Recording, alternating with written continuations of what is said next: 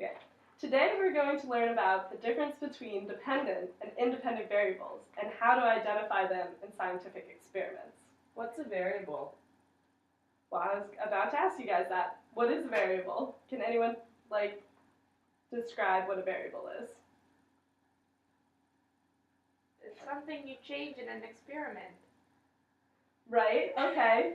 Yeah, so the broader definition is any factor that can be changed. Okay, so how do we use variables? You're sort of getting onto this. How do we use variables in scientific experiments? Can't you sometimes see how, one of the variables affects another variable? Right. So we use variables in scientific experiments. We change one and see how it affects another one. Okay. So we have independent and dependent variables. Does anyone know what either of these are?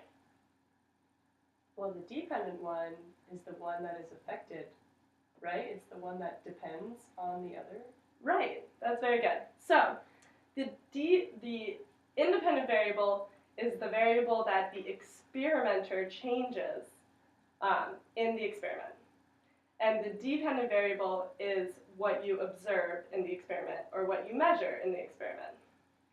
Another way to think about it is the independent variable is the cause and the dependent variable is the effect. Also, I think an easy way to remember it is that the independent variable is what I change and the dependent variable is what I observe or what I see. Okay, so now we're going to do some examples. I'm going to do a practice example, and then you guys, I'm going to ask some examples to you, and then you can tell me which one is which.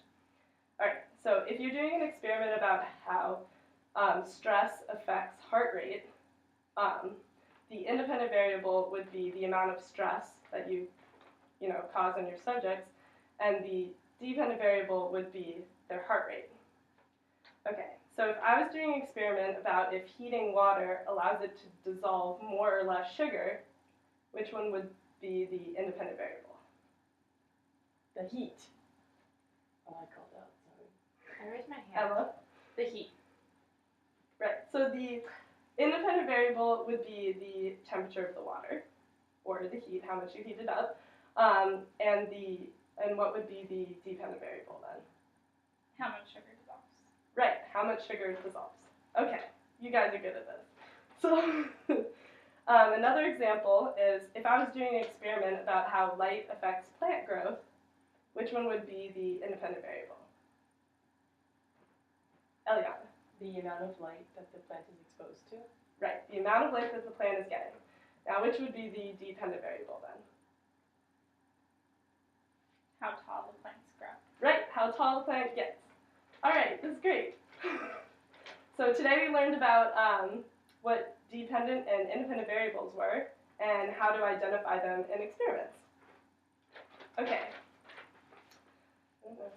Okay, now we are going to learn a cheer for how to write hypotheses for scientific experiments.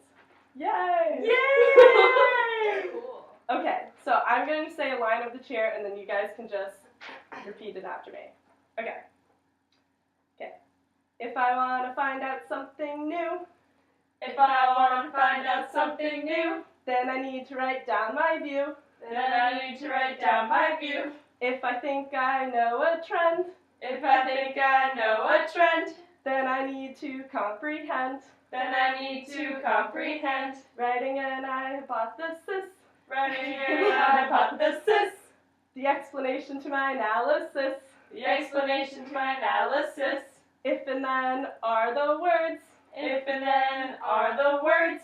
If I do this, then this should happen. If I do this, then this should happen. That's the